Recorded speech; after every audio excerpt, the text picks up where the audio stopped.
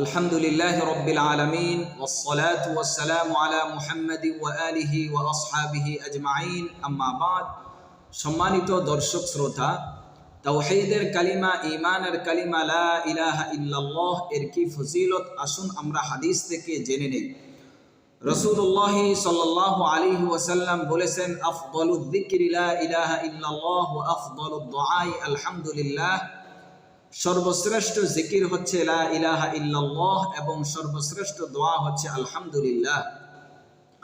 নাসাই শরীফের মধ্যে একটি হাদিস এসেছে। হাদিসটি হযরত আবু সাঈদ খুদরি রাদিয়াল্লাহু তাআলা আনহু থেকে বর্ণিত। তিনি বলেন, ক্বালা মূসা আলাইহিস সালাতু ওয়াস সালাম, ইয়া রাব্বি আল্লিমনি শাইআন আযকুরুকা বিহি ওয়া আদউকা বিহি।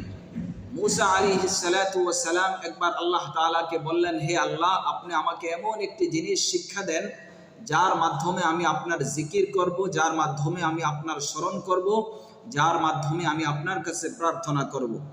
ক্বালা আল্লাহু সুবহানাহু ওয়া তাআলা, কুল ইয়া মূসা লা ইলাহা ইল্লাল্লাহ। তখন আল্লাহ তাআলা বললেন, হে মূসা, তুমি লা ইলাহা ইল্লাল্লাহ বলো। তখন মূসা আলাইহিস সালাতু ওয়াস সালাম বললেন, ইয়া রাব্বি কুল্লু ইবাদাকা ইয়াকুলু হাদা। হে রব, হে আমার প্রতিপালক, এই জিকিরটি, এই আমলটি তো আপনার সকল বান্দারাই করে থাকে। ইন্নামা উরিদু শাইআন তাখুসসুনি বি, আমি তো বিশেষ একটি আমল চেয়েছি, আমি তো একটি স্পেশাল আমল চেয়েছি যেটা আমার সাথে বিশেষত্ব হবে।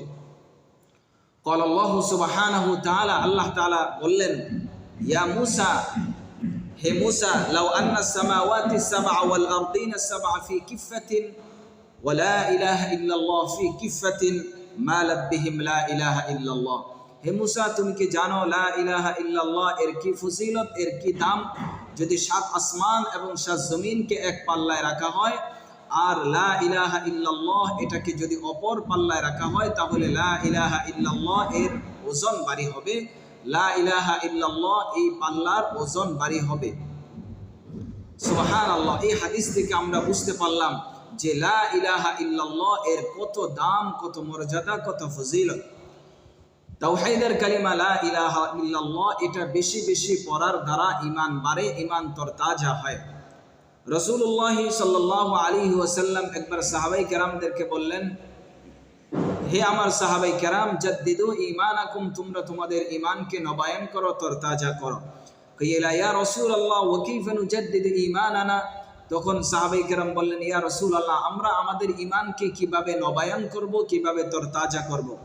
তখন রাসূলুল্লাহ সাল্লাল্লাহু আলাইহি ওয়াসাল্লাম বললেন, আকসিরু মিন কওলি লা ইলাহা ইল্লাল্লাহ, অধিক হারে লা ইলাহা ইল্লাল্লাহ এটা বলতে থাকো, এর ফলে তোমাদের ঈমান তরতাজা হবে, ঈমান নবায়ন হবে। এমনকি সহিহ বুখারীতে এসেছে, রাসূলুল্লাহ সাল্লাল্লাহু আলাইহি ওয়াসাল্লাম বলেছেন, মান কানা আখিরু কালামিহি লা ইলাহা ইল্লাল্লাহ দাখালাল জান্নাহ। যার সর্বশেষ কথা মুখ থেকে বের হবে লা ইলাহা ইল্লাল্লাহ, সে অবশ্যই জান্নাতে প্রবেশ করবে।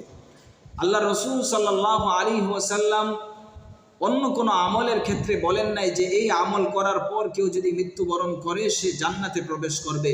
একমাত্র লা ইলাহা ইল্লাল্লাহ এটা যদি কারো মুখ থেকে বের হওয়ার পর, এই কালিমাটা যদি বের হওয়ার পর মৃত্যুবরণ করে, আল্লাহ রাসূল সাল্লাল্লাহু আলাইহি ওয়াসাল্লাম তাকে জান্নাতের সার্টিফিকেট দিয়েছেন। লা ইলাহা ইল্লাল্লাহ এর কি ফজিলত! হাদিস শরীফের মধ্যে এসেছে, বিশেষ করে তিরমিজি শরীফের মধ্যে এসেছে যে কাল কিয়ামতের ময়দানে আল্লাহ সুবহানাহু তাআলা সমস্ত মানুষের সামনে একজন মানুষকে উপস্থিত করাইবেন এবং তার যে আমলনামা রয়েছে, তার আমলনামার মধ্যে 99টি আমলনামা, 99টি আমলনামার রেকর্ড, 99টি আমলনামা বা 99টি আমলনামার খাতার মধ্যে গুনাহ আর গুনাহই থাকবে। তখন আল্লাহ তাআলা ওই বান্দাকে বলবেন, হে বান্দা, তোমার যে 99টি সিজিল, তোমার যে 99টি আমলনামার দফতর রয়েছে, রেকর্ড রয়েছে, এর মধ্যে যা কিছু লেখা আছে, এর মধ্যে কি আমার ফেরেশতারা কোনো রকম জুলুম করেছে? ওই বান্দা বলবেন, না আল্লাহ, ফেরেশতারা কোনো জুলুম করেন নাই, ফেরেশতারা ঠিকই লিখেছে, আমি সারাটা জীবন গুনাহ আর গুনাহি করেছি। তখন আল্লাহ রাব্বুল আলামিন বলবেন যে লা যুলমা আলাইকাল ইয়াউম, আজকে তোমার উপরে কোনো রকম জুলুম করা হবে না। আল্লাহ রাব্বুল আলামিন তার কাছ থেকে একটি বিতাকা বের করবেন, একটি আমলনামার একটি কাগজ বের করবেন যার মধ্যে লা ইলাহা ইল্লাল্লাহ লেখা আছে। এবং আল্লাহ রাব্বুল আলামিন ফেরেশতাদেরকে বলবেন, হে আমার ফেরেশতারা, তোমরা 99টি তার বদ আমলের দফতরের মোকাবেলায় এই যে একটি কাগজ যার মধ্যে লা ইলাহা ইল্লাল্লাহ লেখা রয়েছে, এটাকে ওজন করো, এটাকে মাপো। তখন ওই বান্দা বলবে, আল্লাহ 99টি বদ আমলের দফতরের মোকাবেলায় এই কাগজের কি ওজন হতে পারে, এই কাগজের কি হাইসিয়ত হতে পারে? তখন আল্লাহ রাব্বুল আলামিন ফেরেশতাদেরকে বলবে, তোমরা ওজন করো। যখন ওজন করা হবে দেখা যাবে 99টি বদ আমলের দফতরের তুলনায় মোকাবেলায় ওই একটি কাগজ যার মধ্যে লা ইলাহা ইল্লাল্লাহ লেখা রয়েছে, এই কাগজের ওজনেই ভারী হবে। এই কাগজের এই আমলনামার যে কাগজটি রয়েছে এর ওজন বেশি হবে। তখন আল্লাহ রাব্বুল আলামিন তাকে এর উসিলায় নাজাত দান করবেন, মুক্তি দান করবেন।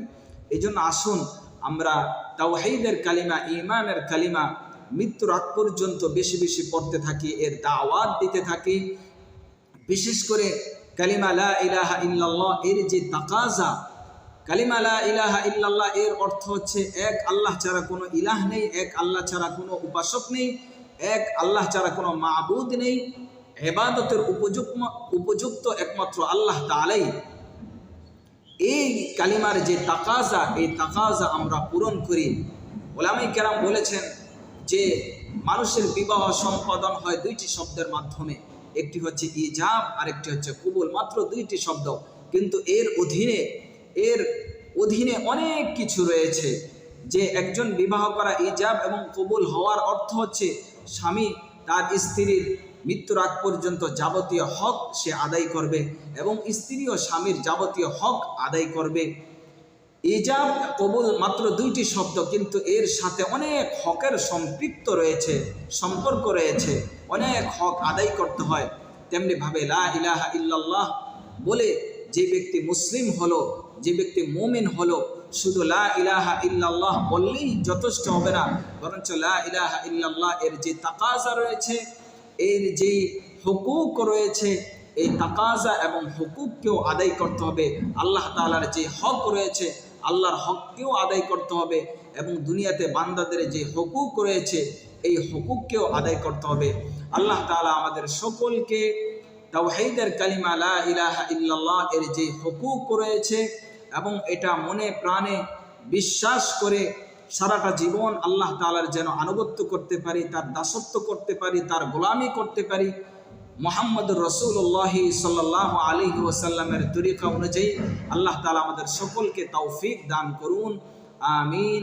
ওয়া আখির দাওয়ানা আনিল হামদুলিল্লাহি রাব্বিল আলামিন।